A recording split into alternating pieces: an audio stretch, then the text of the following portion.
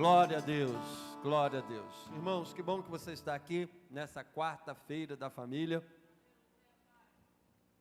O culto sempre é para Deus, o louvor sempre é para Deus, a nossa adoração sempre é para Deus, mas na quarta-feira nós estamos com o propósito de clamar em prol das nossas famílias.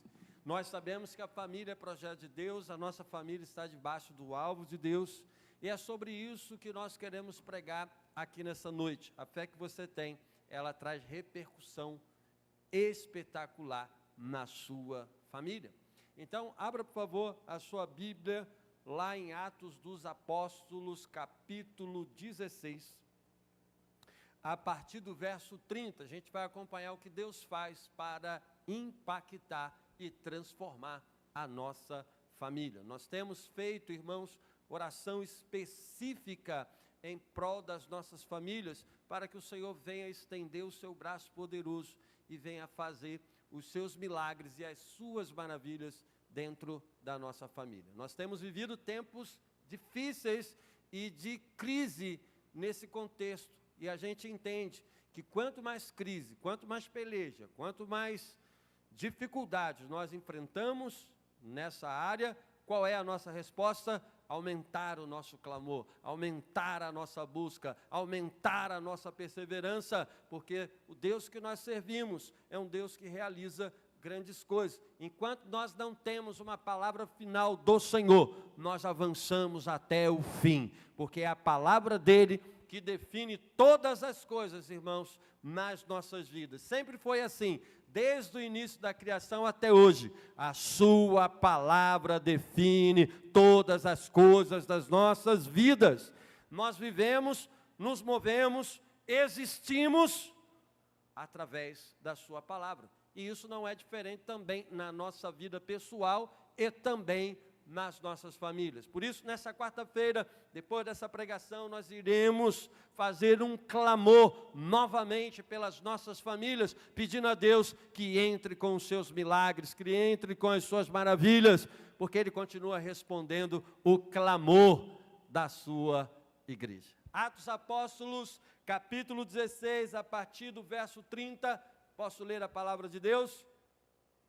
E diz assim: e tirando-os para fora, disse: senhores, que é necessário que eu faça para ser salvo?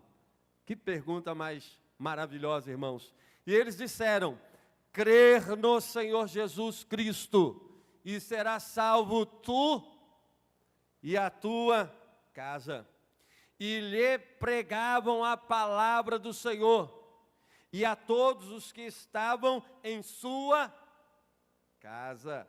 E tomando-os ele consigo naquela mesma hora da noite, lavou-lhes os vergões, e logo foi batizado, ele e toda a sua casa, ou então os seus. Verso 34, diz assim a palavra de Deus: e levando-os à sua casa, lhes pôs aonde, irmãos? Lhes pôs a mesa. Você tem tempo de mesa? Glória a Deus. E continua o texto: e alegrou-se de que com toda a sua... E alegrou-se de que com toda a sua casa havia crido em Deus. Senhor, nós lemos a sua palavra e que o teu Espírito Santo venha nos iluminar, para que nós possamos expressar a tua palavra aqui nessa noite. Que o teu Santo Espírito ilumine o nosso entendimento, nos dê capacidade, Senhor, de transmitir, expor essa palavra do Senhor. Assim como o Senhor fez uma obra extraordinária na família desse carcereiro, que o Senhor venha também, Jesus, fazer uma obra extraordinária nas nossas famílias. Queremos pedir ao teu Espírito, Senhor, que nos conduza em nome de Jesus. Amém. Bom, o apóstolo Paulo dá uma resposta muito direta para esse carcereiro, porque também essa pergunta que o carcereiro fez, o carcereiro de Filipos, foi muito objetiva. O que eu faço para ser salvo? O que é necessário para que eu seja salvo? E diante de uma pergunta tão objetiva, esse carcereiro recebeu uma resposta muito objetiva: creia no Senhor Jesus e será salvo tu e a tua casa.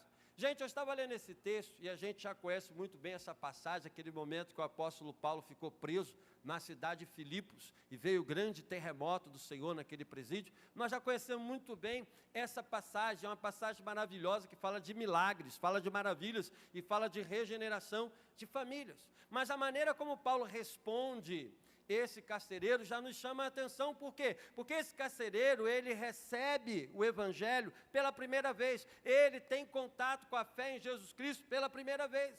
E olha, irmãos, como que a fé em Jesus Cristo chegou para ele. O texto diz para nós a resposta do apóstolo Paulo para esse carcereiro: crê no Senhor Jesus e será salvo tu e a tua casa.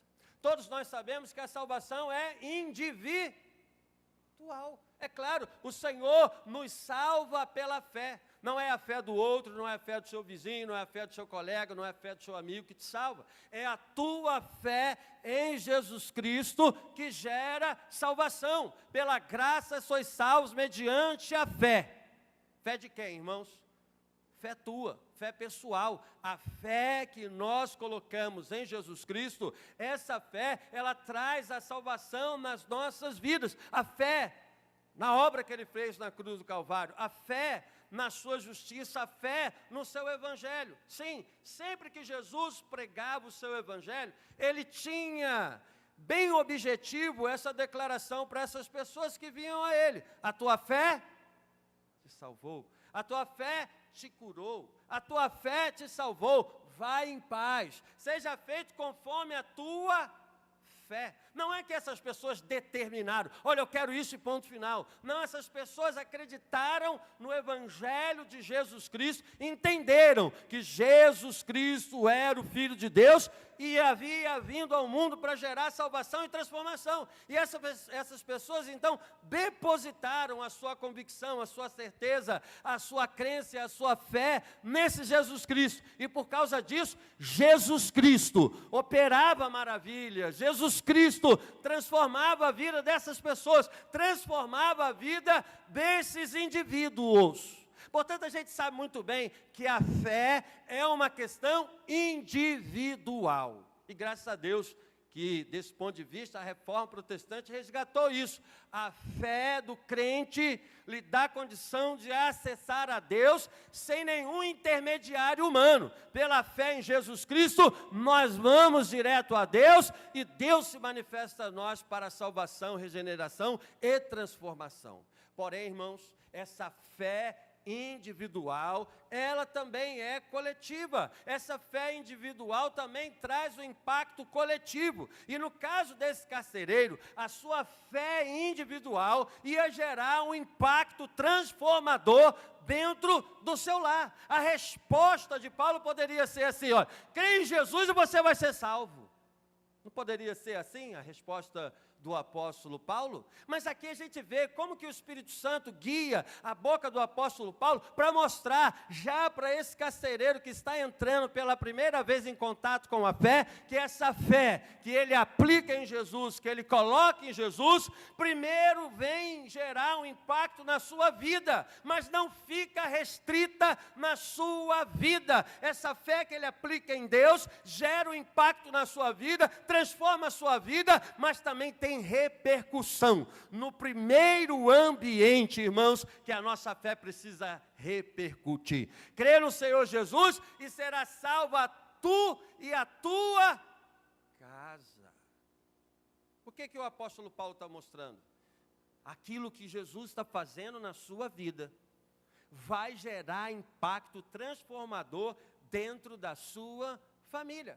Ora, ele recebe uma comunicação da fé, já mostrando a ele que a fé tem a responsabilidade individual, mas também traz o impacto coletivo no seio da nossa família. E é por isso que nós queremos pregar sobre isso nessa noite. Essa fé que nós professamos em Cristo, essa fé que nós colocamos em Cristo, é uma porta de entrada na salvação, mas também é, irmãos, uma ferramenta que Deus utiliza para impactar as nossas famílias. Portanto, nós não queremos abrir mão de ver o Senhor impactando as nossas famílias.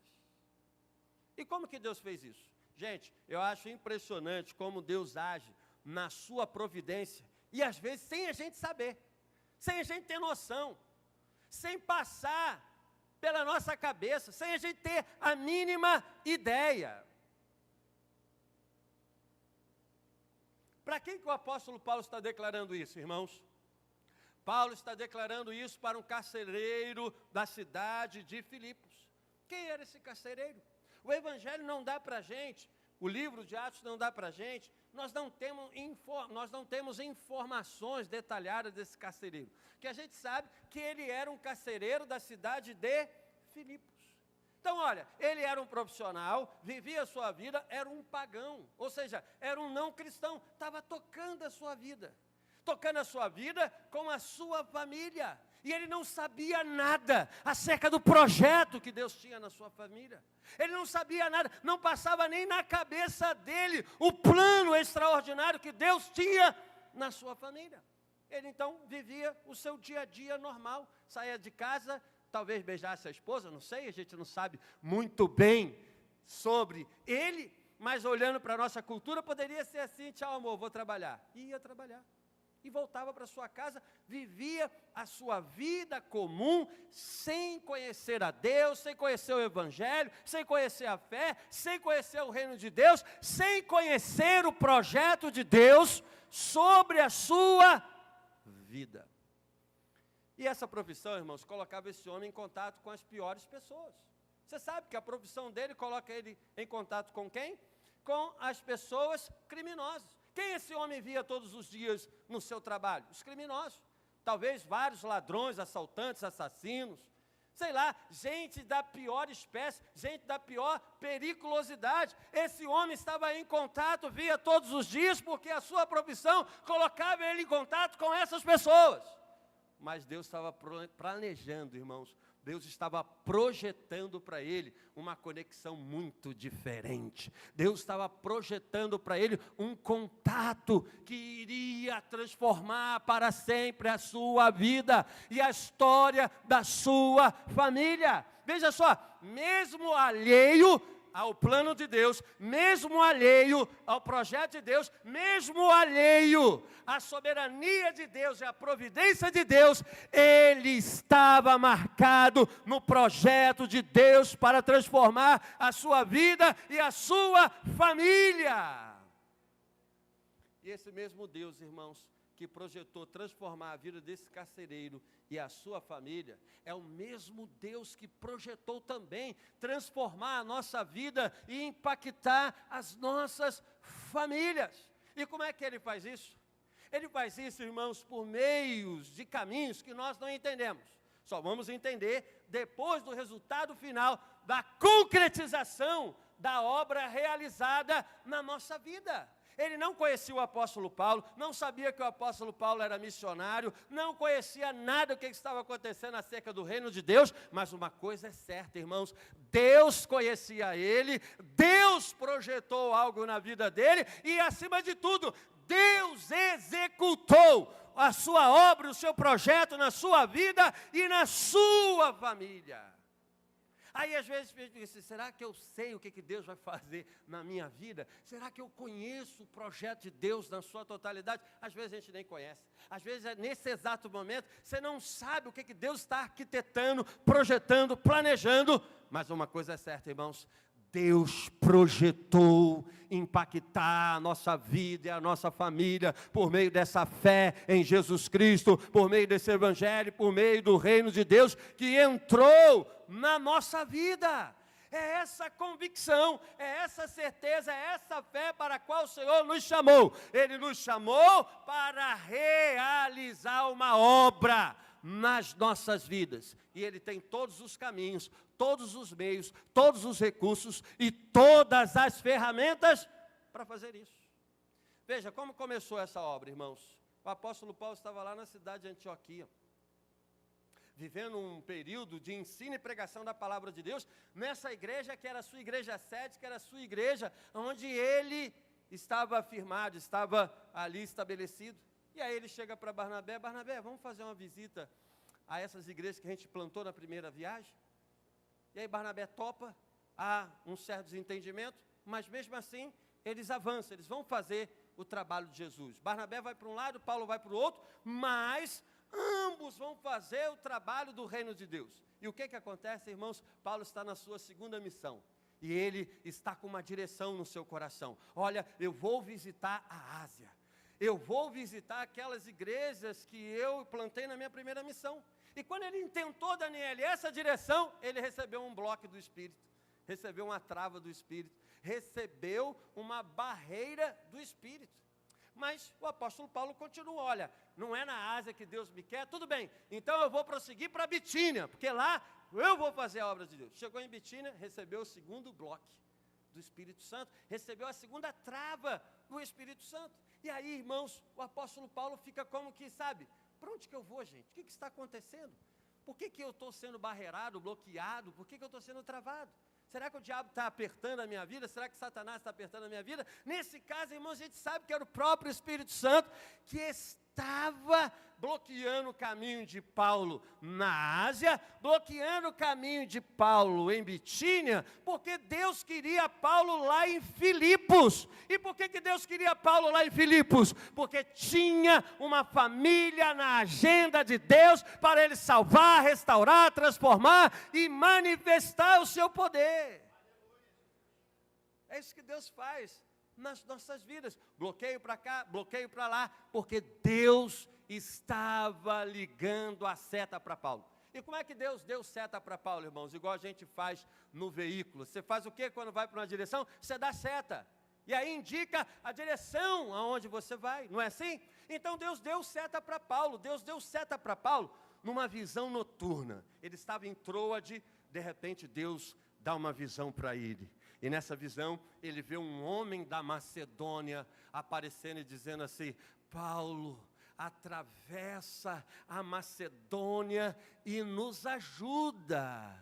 Olha, a gente sabe que esse carcereiro lá de Filipos, ele estava na cidade de Filipos, mas ele pertencia à Macedônia. É claro que não foi esse carcereiro que apareceu lá na visão de Paulo, dizendo assim: Paulo, atravessa a Macedônia e nos ajuda. A gente sabe que não foi propriamente o carcereiro, mas quando esse varão macedônio foi mostrado a Paulo naquela visão, Paulo vem para cá e nos ajuda, esse pedido, irmãos, envolvia a família do carcereiro, era Deus chamando Paulo: eu quero transformar aquela família, eu quero transformar aquela cidade, eu quero mostrar o meu poder lá, Paulo, e eu preciso que você vá para a Macedônia.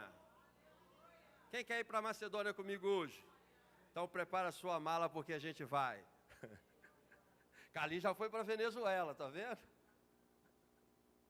E para a Macedônia, irmãos, significa ser instrumento de Deus para impactar vidas. Ir para a Macedônia significa ser canal de Deus para impactar o carcereiro, para impactar a família do carcereiro, para impactar uma jovem espírita possessa, para impactar Lídia e a sua casa. O projeto de Deus era salvar a família do carcereiro, salvar a família de Lídia, salvar aquela jovem espírita, porque Deus queria realizar a sua obra em Filipos. E quando, irmãos, Ele quer realizar a sua obra, Ele nos instrumentaliza para nos usar e fazer a sua obra. E aí, irmãos, eu acho lindo que quando Paulo teve essa visão de noite, lá em Troade, o texto diz assim: e logo partimos para a Macedônia, porque concluímos que o Senhor estava nos chamando para a Macedônia. Meu irmão, quando Deus ligar a seta para você, não perca tempo, não fique com morosidade, não fique com letargia, não fique titubeando, porque quando Ele liga a seta para nós, o apóstolo Paulo logo partiu para a direção de Deus. A gente está numa geração que fica murrinhando, irmãos. A gente está numa geração que vive de morosidade para as coisas de Deus. Deus já ligou a seta para nós, Deus já apontou a seta para nós. Vai para a Macedônia, tem uma família do carcereiro te esperando lá, tem a família de Lídia te esperando lá, tem uma jovem possessa te esperando lá, para você abrir a boca e fazer a obra de Deus. Fala para o seu irmão: vamos logo ou vai ficar demorando? É o vamos logo, meu irmão. Deus ligou a seta é vamos logo. Tem essa história de amanhã, depois, talvez amanhã, eu vou me preparar aqui. Jesus já preparou todas as ferramentas, já nos deu todas as ferramentas para a gente partir, marchar para Macedônia e chegar em Filipos. Já foram para Macedônia? Então agora a gente está entrando em Filipos. Mas quando a gente chega em Filipos, irmãos, a gente não encontra nada. Quando a gente chega em Filipos, a gente não encontra nada. Não tem igreja, não tem sinagoga, não tem telão, não tem cadeira, não tem igreja, não tem congregação, não tem nada. Paulo chega em Filipos e não tem nada, não tem nem 10 judeus naquela cidade, não tinha nenhuma sinagoga naquela cidade, não tem estrutura, não tem espaço, não tem ferramenta, não tem nada, só tem Paulo e a sua equipe chegando na cidade de Filipos. Mas por que Paulo não desistiu, irmãos? Porque Deus lhe deu a seta, sinalizando para ele: eu quero você na Macedônia. Não tem cadeira lá, não tem poltrona, não tem ar-condicionado, não tem congregação, não tem CNPJ, não tem nada. Quando Paulo chega lá, é isso que ele encontra. Senhor, será que eu estou no lugar certo? Será que eu vim aqui e essa é a sua direção? Olha aí, a seta do inimigo vai cair. Viu? Já caiu. É só falar que cai. Veja, não tem nada, mas tem um chamado. Não tem nada, mas tem a direção de Deus. E Paulo chegando em Filipos, encontrando nada, ele poderia ter voltado, mas ele não voltou, ele continuou ali. Não tem nada, mas a partir de hoje eu vou lançar um lugar de oração na beira do rio. A gente precisa ser criativo no espírito, irmãos. Não tem nada, mas eu vou arrumar alguma coisa aqui nessa cidade. A partir de agora, eu vou achar um lugar de oração, e esse lugar de oração é na beira do rio. O apóstolo Paulo foi para a beira do rio, e lá, irmãos, na beira do rio, sem banco, sem ar-condicionado, sem aparelhagem, sem nenhuma estrutura, ele foi para lá pregar o evangelho na beira do rio. Aí a gente vê a gente ali na praça, ali, sem muita estrutura, pelo menos já tem uma caixinha de som, tem um músico, tem uma equipe boa, já estamos melhor do que o apóstolo Paulo lá na cidade de Filipos. Nós precisamos pedir a Deus: Senhor, eu quero a sua criatividade, eu estou debaixo da sua direção, eu estou debaixo da sua visão, e preciso da sua criatividade para realizar a tua obra nesse lugar. Foi para a beira do rio.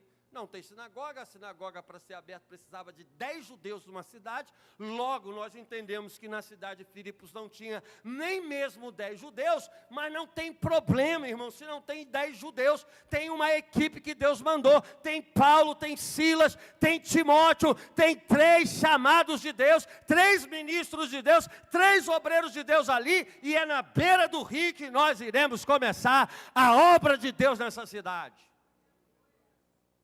A gente tem que aprender a ir para a beira do rio. Nós precisamos aprender a voltar para a beira do rio. Eu lembro aqui, irmãos, quando nós íamos para Mutuapira. Lembra, presbítero Arnaldo? Mutuapira, sem muita coisa, íamos para lá e realizávamos a obra. Lembra Carlinho também? Lembra Daniel? Vocês são da antiga, vocês sabem muito bem que o Senhor nos usou e nos usa como canal, ferramenta e instrumento para realizar a obra dele nessa terra. Porque tem famílias, tem vidas precisando do evangelho que está na tua vida. É isso que nós queremos, irmãos, neste lugar. Nós queremos a beira do rio. Não tem outro lugar melhor para começar um trabalho como Paulo começou, na beira do rio. Ele começou a pregar, as pessoas foram para ali, muitas mulheres foram alcançadas pelo evangelho, Lídia e a sua casa foram alcançadas, abriu a sua casa, e depois do lugar de oração na beira do rio, Paulo agora arruma um lugar de hospedaria e de acolhimento. Vocês não precisam mais ficar no relento, vocês não precisam mais ficar para lá e para cá, agora vocês têm a minha casa para habitar e ser acolhidos. Veja, irmãos, quando Lídia abre a sua casa para acolher essa equipe, vai acontecer um novo trajeto na vida de Paulo e da sua equipe. Porque veja, ele começou o trabalho na beira do rio, não tinha outro lugar, beira do rio. E aí chega a casa é aberta para ele, aquela casa se torna um lugar de comunhão, de evangelho, de harmonia. Eu imagino que poderia ter uma célula lá funcionando naquela casa, porque Paulo não ia ficar calado dentro daquela casa, irmãos. Enfim, era um lugar de acolhimento, aconchego, e era um lugar onde Paulo, com a sua equipe, estava presente com o evangelho. E a partir daí, abre-se um novo trajeto para a vida de Paulo. Qual é o trajeto? O trajeto entre a casa de Lídia e o lugar de oração. Esse foi o novo trajeto da vida de Paulo com a sua equipe. Eles saíam daquela casa e iam para a beira do rio na oração. Voltava da beira do rio e ia para aquela casa. É esse novo trajeto que Deus abre na vida dessa equipe. Mas veja só, irmãos, esse novo trajeto se torna um trajeto de perturbação. Como essa do som.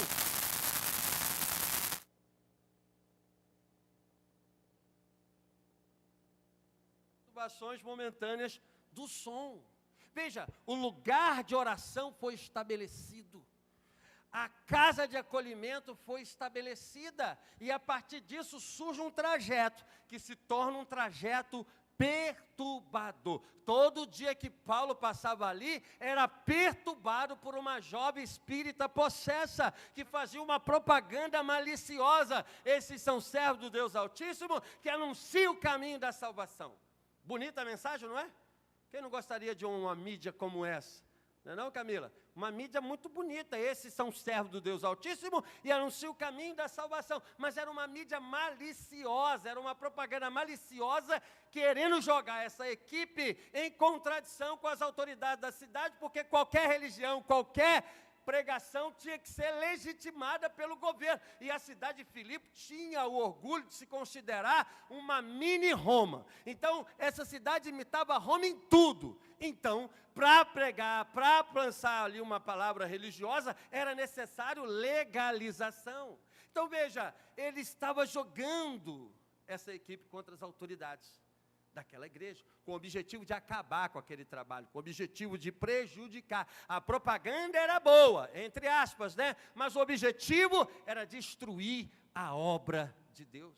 Mas, irmãos, quando Paulo estava lá em Troade e teve aquela visão, Deus mostrou para ele que era na Macedônia. E quando Deus estabelece uma obra, irmãos, o diabo pode fazer propaganda boa, pode fazer propaganda ruim, pode fazer perturbação, pode fazer tudo. Ele vai concretizar a obra que estabeleceu fazer na nossa vida e na nossa família. Mas nós precisamos aprender a lidar com o trajeto perturbador. Precisamos aprender a lidar com isso. Todo santo dia ele fazia o trajeto perturbador. Por que ele fazia esse trajeto perturbador? Porque ele ia para o lugar de oração. Você sabe, né? Todas as vezes que você quer ir para o lugar de oração, parece que tudo ao seu redor se levanta para perturbar, para te atrapalhar, para te tirar do foco. Mas aqui o apóstolo Paulo não desistiu, ele enfrentou o trajeto de perturbação e todos os dias ia para o seu lugar de oração. O trajeto perturbador não pode fazer a gente parar. Isso pode ser aplicado como lição para a nossa vida. Nós estamos nesse trajeto, nessa jornada que Deus colocou na nossa vida. E nós sabemos que essa jornada é uma jornada com aflições e perturbações. Mas Deus nos deu o lugar de oração. Lugar de oração é lugar de intimidade, comunhão com o nosso Deus. E nós queremos viver isso, comunhão com o nosso Deus. E iremos enfrentar toda a perturbação, toda a aflição, toda a investida de Satanás, porque queremos o lugar de oração.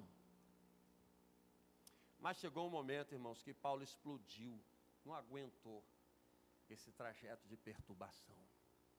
Paulo não aguentou mais. Todo dia ele passava nesse trajeto de perturbação.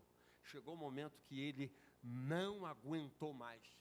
Chegou um momento que o apóstolo Paulo explodiu. Mas aí é que está a diferença, irmãos, quando nós estamos na direção do Espírito, quando nós estamos na vontade do Espírito. Esse trajeto perturbador deixa a gente aflito, deixa a gente por aqui, enche a nossa paciência, mas a gente precisa saber explodir como o apóstolo Paulo explodiu. Às vezes a gente fica assim, eu não aguento mais, usa aquelas coisas, já estou dizendo, enfim, eu não aguento mais. Chega o momento da gente explodir. Mas nós não podemos explodir na carne, irmãos. Nós temos que explodir no Espírito. Paulo não aguentou mais aquela pressão. Paulo não aguentou mais aquele trajeto perturbador. Já estava com a paciência por aqui e explodiu. Mas não explodiu na carne, ele explodiu no Espírito. Demônio, sai dela em nome de Jesus. Você já não está aguentando mais, eu sei disso. Você já está por aqui. Mas aprenda a explodir como Paulo. Que em nome de Jesus você exploda nessa noite, mas exploda na autoridade do nome de Jesus, que está na sua vida. Tem gente que explode, quer brigar, tem gente que explode, quer discutir, tem gente que explode, usa a palavra de baixo calão, tem gente que isso acontece naturalmente na nossa trajetória, mas o Senhor está conosco, para fazer a gente explodir no Espírito, na autoridade do Espírito. Esse Deus que enviou Paulo em Filipos, é o mesmo Deus que dá a autoridade para ele explodir e implodir o inferno, irmãos, para a glória de Deus. Eu profetizo, você vai explodir aqui nessa noite. E quando você explodir, você vai implodir o inferno. Quando você explodir, Satanás vai cair por terra. Quando você explodir, o demônio vai cair por terra. Porque é essa explosão, irmãos, que nós queremos na nossa vida. Nós enfrentamos o caminho, o trajeto perturbador. E lidando com isso, irmãos, às vezes o nosso coração, a nossa alma fica angustiada a tal ponto de nós perdermos o controle, mas em nome de Jesus, que esse Espírito que está na sua vida, que esse Espírito que está na minha vida, faça você e eu explodirmos na autoridade do nome de Jesus. E quando Deus quer salvar uma família, às vezes é necessário a gente passar por lugares desafiadores. Aquela jovem foi liberta, viu a glória de Deus sobre a sua vida, mas esses homens foram parar dentro da prisão. Agora sim, Paulo está no lugar em que a glória de Deus vai se manifestar para transformar uma família. Às vezes é necessário a gente ficar preso, irmãos. Às vezes é necessário a gente sofrer a dor. E aqui eu pego o princípio da própria vida do apóstolo Paulo ensinando a igreja da Galácia. Gálatas, ó Gálatas, meus filhinhos, por quem de novo eu sofro as dores de parto. O apóstolo Paulo era alguém que se dispunha, irmãos, a sofrer pela causa do Evangelho, para que vidas fossem transformadas pelo nome de Jesus. E aonde que Deus queria Paulo na sua providência nesse momento? Dentro de uma prisão.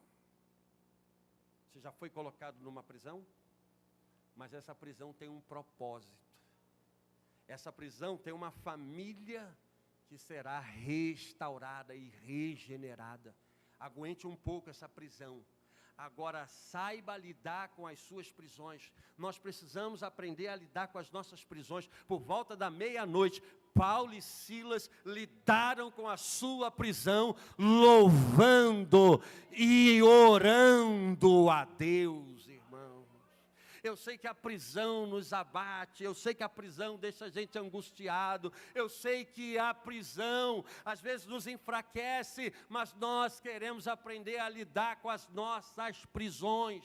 E nós aprendemos a lidar com as nossas prisões quando a nossa resposta é a resposta de Paulo e Silas: louvor e oração. A prisão está grande, mas maior é o nosso clamor. A prisão está forte, mas clamor nós queremos depositar no altar do Senhor, porque Ele responde com um terremoto que move toda aquela prisão.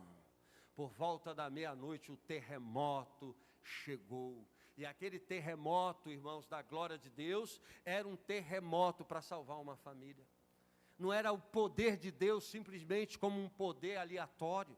Esse poder de abrir aquelas células foi tão extraordinário que nenhum prisioneiro fugiu. A gente não tem aqui no relato, mas a gente imagina, as portas foram abertas e os presos cantavam aqueles homens.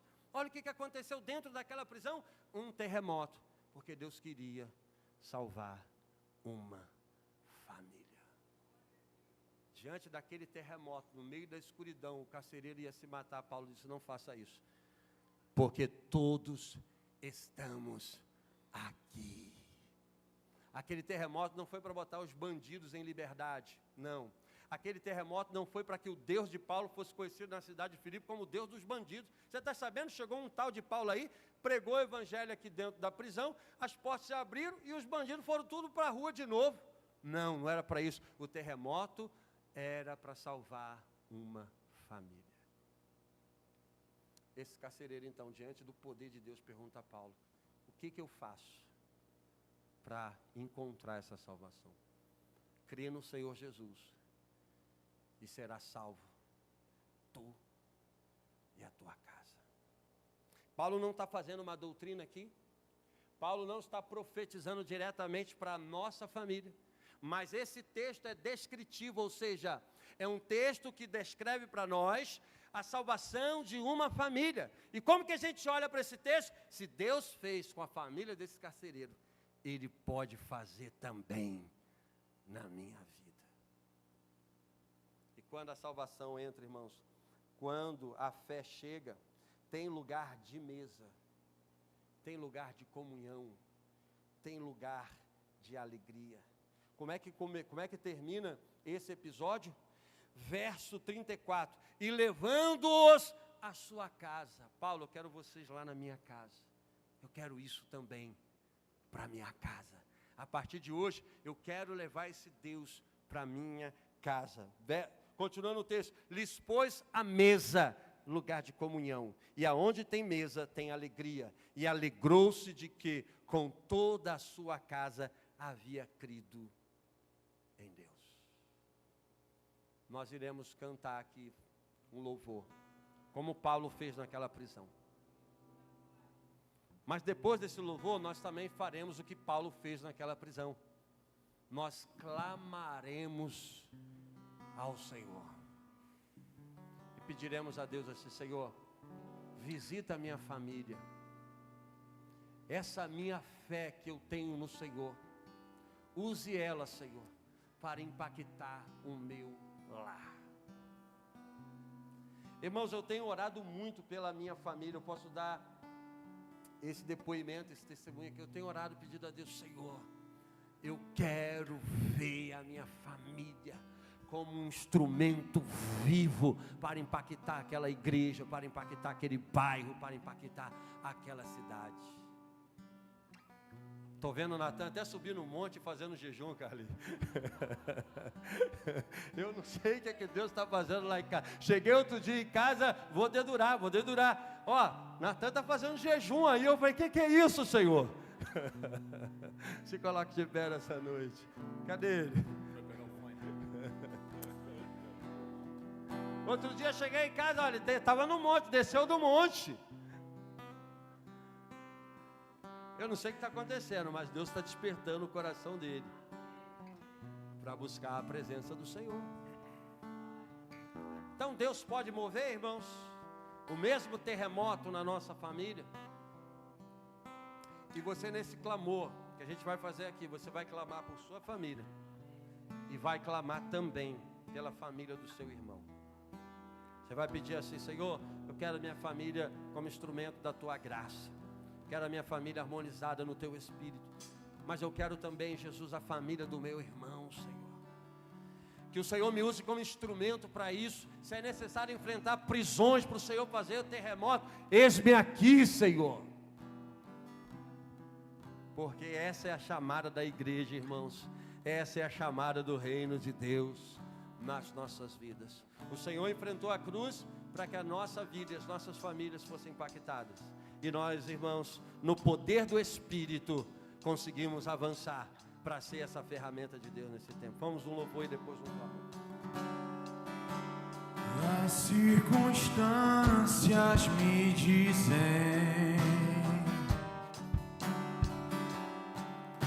que esse é o meu fim, e o meu medo me diz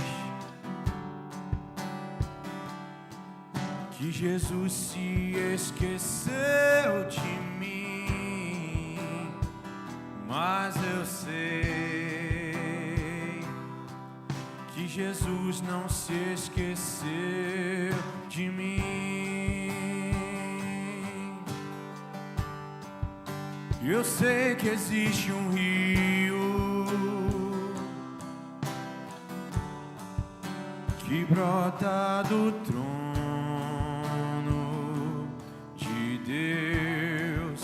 Eu sei que existe cura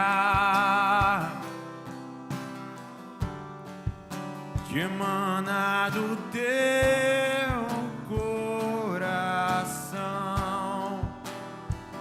e jamais vai se esquecer de mim. Eu adoro, pois eu sei que existe um rio. Eu adoro, pois eu sei que existe cura. Eu adoro, pois eu sei que existe graça. Eu adoro, pois eu sei que tu me amas e jamais vai se esquecer de mim. Aleluia, Jesus. Vamos clamar então, irmãos. Quero chamar toda a igreja aqui na frente nesse momento. Pastor, estou enfrentando uma prisão muito grande. Então é o lugar mesmo que você veio para clamar. Pastor, minha família tem vivido dias desafiadores. É o momento que nós temos para clamar. Paulo foi para a beira do rio. E quando Paulo foi para a beira do rio, várias mulheres encontraram a salvação em Jesus Cristo. Paulo foi para a beira do rio e um fluxo de mulheres foram para ali. E lá, irmãos, Lídia e a sua família foram transformadas pelo poder do Evangelho. Aí Paulo foi para a prisão. Lá na prisão teve um terremoto para salvar a família do carcereiro. Então vamos fazer isso, irmãos. A gente está aqui agora na beira do rio, presbítero Arnaldo. A gente está agora na beira do rio. Pastor, olha, eu vou discordar do senhor, não estou na beira do rio, não. Eu acho que eu estou numa prisão muito grande. Mas não tem problema, o terremoto chega dentro da nossa prisão. Então vamos fazer isso. Os presbíteros vão orar aqui pela vida dos nossos irmãos, vão impor as mãos, vão clamar a Jesus. As irmãs também podem clamar uma pelas outras. Em nome de Jesus, a gente vai clamar aqui nessa noite, um pelos outros, vai pedir: Jesus, eu não aguento mais. Eu estou a ponto de explodir. E a gente vai pedir a Deus: Senhor, eu quero explodir no Espírito. Quero explodir na autoridade do nome de Jesus. A gente vai pedir essa graça a Ele. Esse trajeto é perturbador, irmãos, mas o poder do Espírito pode mudar a história. Vamos clamar nesse momento?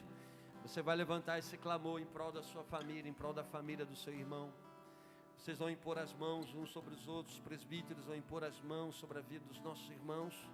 E juntos, irmãos, iremos clamar a Deus nesse lugar. Existem famílias acorrentadas, existem famílias aprisionadas, existem pessoas escravizadas por Satanás. E nós queremos ver a vida do Senhor chegando. Nós não estamos, como nós falamos aqui, nós não estamos determinando nada para Deus, só estamos usando aqui as ferramentas que Ele nos deu. Ele nos chamou para clamar, porque Ele pode fazer algo extraordinário nas nossas vidas e nas nossas famílias. Então nesse momento vamos clamar junto, irmãos. Vamos levantar a nossa voz de oração. Você vai clamar pela sua família, pela família do seu irmão. Os presbíteros vão impor as mãos. Juntos e iremos clamar aqui ao Senhor. Senhor nosso Deus, estamos na sua presença nessa noite. Senhor, estamos aqui nessa quarta-feira para clamar o teu santo nome. Estamos aqui, Jesus, diante da tua face, invocando o teu santo nome, para que o Senhor entre com providência, Jesus, nas nossas famílias. Senhor, venha fazer esse terremoto, Jesus, em nossas prisões. Os teus servos por volta da meia-noite clamavam e louvavam ao Senhor, e o Senhor veio, e de repente sobreveio um terremoto naquele lugar. Senhor, aquele presídio viu a glória de Deus, o Senhor manifestou a tua glória naquele presídio, para salvar a família daquele carcereiro. Aonde a tua glória se manifesta, Jesus, existe salvação. Aonde a tua glória manifesta, existe transformação. Isso, levanta a tua voz aí em clamor. Os presbíteros impõem as mãos sobre os nossos irmãos nessa noite. Vamos clamar juntos aqui nesse lugar. Senhor, toma a tua serva aqui nessa noite. Que a tua presença, que o teu terremoto, que a tua glória venha se manifestar, Senhor, na família da tua serva, na família, Senhor, da tua filha. Em nome de Jesus, que a tua glória venha, Senhor, nos alcançar. Nós necessitamos da tua presença, necessitamos do teu poder, Jesus. Toma a tua serva, Senhor, aqui nessa noite. Venha mover o teu braço, venha fazer o teu terremoto, venha entrar com providência, Senhor, trazendo vida, restauração, transformação. Que haja um explodir, Senhor, mas no Espírito, que haja um derramamento do Teu Espírito sobre a vida da Tua serva, que haja autoridade do nome de Jesus, Senhor, para repreender Satanás, Senhor, naquele lá e contra, Senhor, a vida da sua serva e da sua família. Senhor, toma a vida da Tua serva também, Senhor, visite a sua família nessa noite. Nós clamamos a Ti, Senhor, porque entendemos que Tu és um Deus que responde oração, que quebra cadeias e que gera salvação, Senhor, na nossa família. Senhor, venha alcançar com glória, venha completar, Jesus, a boa obra que o Senhor começou nessa família. Senhor, visita nessa noite, Senhor, a vida dos filhos da Tua serva, o marido da Tua serva, que em nome de Jesus, a Tua obra, Senhor, seja completada pelo poder do Teu Espírito Santo. Senhor, estamos clamando a Ti, porque cremos na Tua resposta. Senhor, envia o Teu terremoto lá naquele lar. Senhor, toma a família da Tua serva, visite, Senhor, aquele lar. Toma, Senhor, os pais da Tua serva, toma toda a família, Senhor, envolva com o poder do Teu Espírito, que haja transformação, que haja vida, que haja, Senhor, essa regeneração, Senhor. Nós cremos num Deus que responde às nossas orações. Senhor, por volta da meia-noite, o Teu servo clamava naquele lugar, e sobreveio um terremoto, Senhor, naquele lugar. Jesus, envia um terremoto lá naquele lar. Tome a vida da filha, Senhor, da Tua serva. Tome, Senhor, a saúde dela. Ela fez aquela cirurgia. Que o Senhor envie os recursos, que o Senhor conduza, Senhor, todo o tratamento, Senhor, para ser completada em nome de Jesus. Nós abençoamos, Senhor, a Tua serva, que tem clamado, chorado, invocado pela sua família e pelas famílias da sua igreja. Fortaleça a Tua filha, venha, Senhor, com uma unção nova, uma unção fresca, venha com a autoridade do Teu nome sobre a vida da Tua filha, Senhor. Pai, estamos aqui nesse lugar, clamando a Ti, Senhor, para que o Senhor venha nos surpreender. Espírito Santo, venha nos surpreender com o Teu terremoto de glória. Senhor, não é nada sobre nós, é tudo sobre o nome de Jesus. Nós queremos responder, Senhor, como Paulo respondeu: crê no Senhor Jesus e será salvo tu e a tua casa. Senhor, que essa fé que nós temos depositada em Ti, que gera salvação, que gera regeneração, que gera avivamento, venha gerar também, Senhor, a transformação das nossas famílias, Senhor. Diante dos nossos olhos é impossível, Senhor. Diante dos nossos olhos, às vezes, Senhor, não tem mais jeito. Mas diante do Senhor, Pai, há jeito. Diante do Senhor, pode haver transformação. Aquele carcereiro ia cometer suicídio, mas o Senhor não entrou naquele lugar para ver suicídio, para ver morte. O Senhor entrou naquele lugar para trazer vida, para trazer luz, para trazer transformação, Jesus. E que isso venha a acontecer, Senhor, nas nossas famílias. Colocamos, Senhor, mais uma vez as nossas famílias nas tuas mãos. Visite as famílias da sua igreja.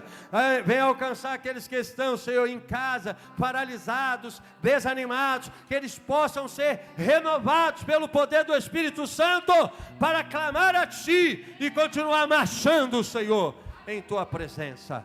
Em nome de Jesus, amém.